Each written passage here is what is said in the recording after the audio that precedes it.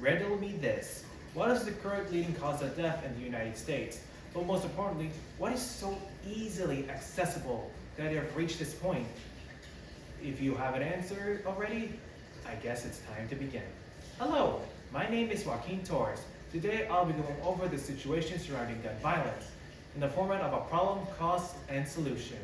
Currently in the United States, gun violence happens to be the most significant issue that has taken the country by storm, and necessary action has to be taken. Now, to go into detail of what to expect, I'll go into the main problem, how it is caused, and what solutions we can use.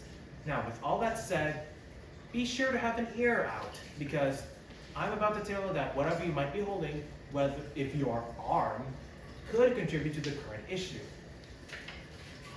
According to the Pew Research Center, more people have died to gun-related incidents, with 43% making up murder and another 54% making up suicide.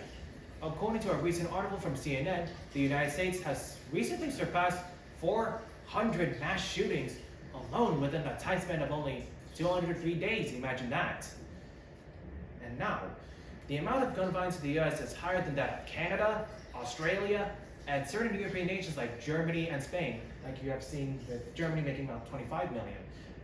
But it's still relatively low in Latin and South American countries like Venezuela and Colombia.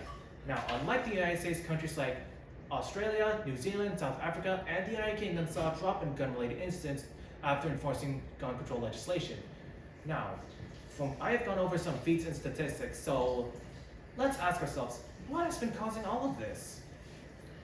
Coming from an article titled, Reducing Access to Guns by Violent Offenders, the US tends to be very lax when it comes to legislation.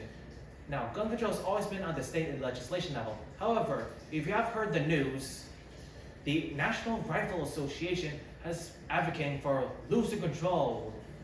Now, in that same article, gun ownership can easily influence crime as people have easy access to one in their household, like as the United States, as you can see here in the United States, like many people hold weapons.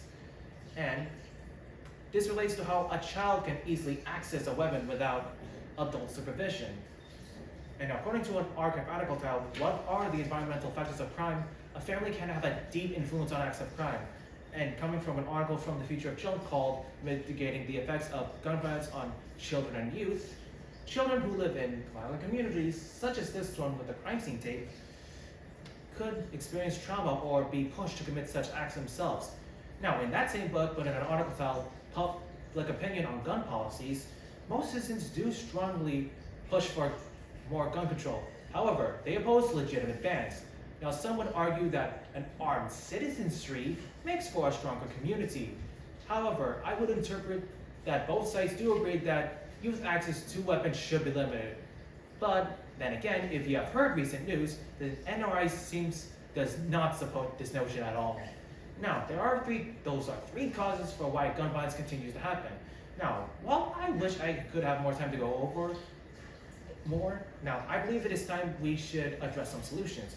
Now, going back to the article on reducing gun violence found in the Russell Sage Foundation, disqualifying certain groups from gun ownership could help reduce crime. For example, California has banned firearm ownership from those who are convicted of violent crimes committed at the misdemeanor level. The Gun Control Act, for example, has restricted firearm ownership from those classified as mentally defective.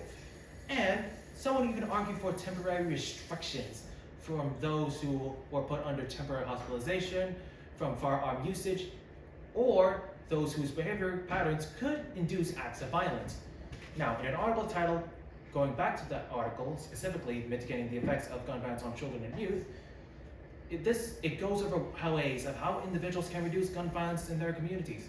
Parents should monitor their children on whether or not they are performing risky behavior. The FBI has recommended that some schools provide parents on guidance and counseling on how to reduce gun violence.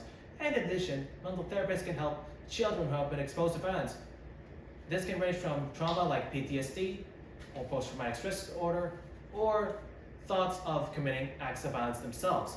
Now, from what I've said, the responsibility of reducing gun violence lies in both the government and ourselves respectively. And from what I've said, it is time for a little roundabout, but a little recap. Now, The increase in gun violence is caused by easy accessibility, certain environments these killers could have grown up in, and finally, conflict and stifle among public opinion. Now, this can be prevented by both the government and our actions respectively. However, as much as we want the government to take action on gun violence, we should also be held accountable on making an effort ourselves. So I will ask you a little question. How can you reduce gun violence in not only your country, but in your city, your state, and most importantly, your own community? Thank you very much.